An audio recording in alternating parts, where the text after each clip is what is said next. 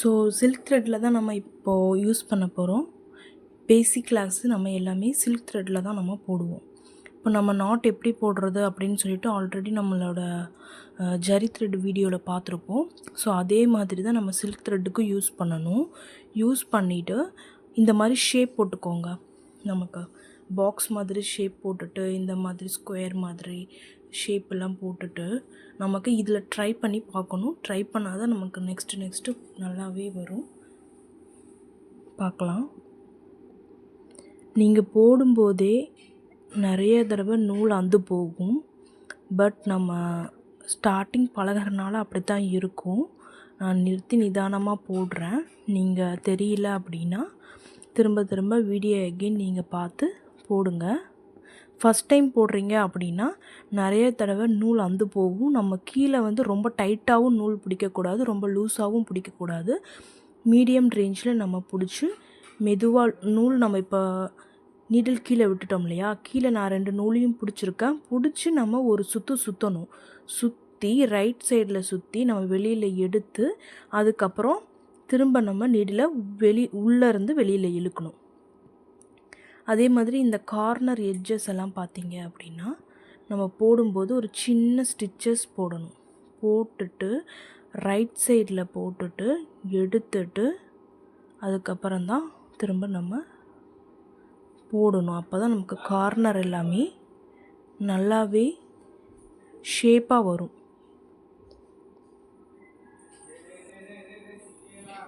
இதே மாதிரி தான் நம்ம எல்லாத்துக்குமே போடணும்.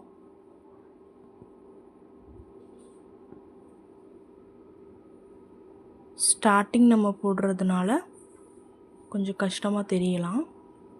ஆனால் நமக்கு போகும்போது பாருங்கள், நான் கொஞ்சம் தள்ளி ஸ்டிச்சஸ் போடுறேன் உங்களுக்காக. இதெல்லாம் பேசிக் ஸ்டிச்சஸ். நம்ம ஃபஸ்ட்டு ஸ்டார்டிங்கில் சில்க் த்ரெட்டில் போட்டால் தான் நமக்கு நல்லாவே வரும் ஸ்டிச்சஸ்ஸு. உங்களுக்கு சப்போஸ் வரலன்னா நம்ம தையல் மிஷினுக்கு யூஸ் பண்ணுவோம் இல்லையா, அந்த நூல்கண்டு எடுத்துக்கோங்க. அதுலேயும் நீங்கள் ட்ரை பண்ணி பாருங்கள். அதுக்கப்புறம் நீங்கள் சில்க் த்ரெட்டில் போடுங்க.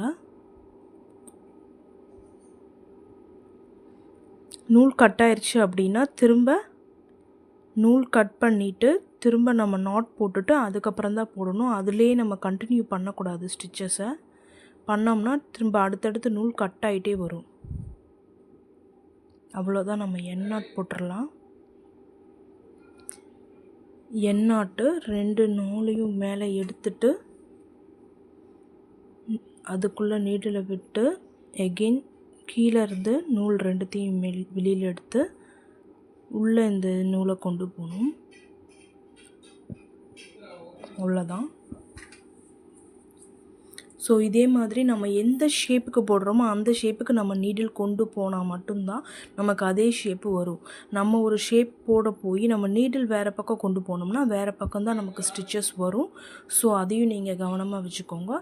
இந்த 3த்தையும் நீங்கள் ட்ரை பண்ணுங்கள். அதே மாதிரி டிசைன் போட்டும் ட்ரேஸ் பண்ணி போட்டும் ட்ரை பண்ணுங்கள். கேன்வா அப்படிங்கிற ஒரு ஆப் இருக்குது, அந்த ஆப்பில் யூஸ் பண்ணுங்கள். இல்லைன்னா பேப்பர் ட்ரேசிங் ஆப் இருக்குது, அதில் நான் போக போக உங்களுக்கு நான் சொல்லித்தரேன்.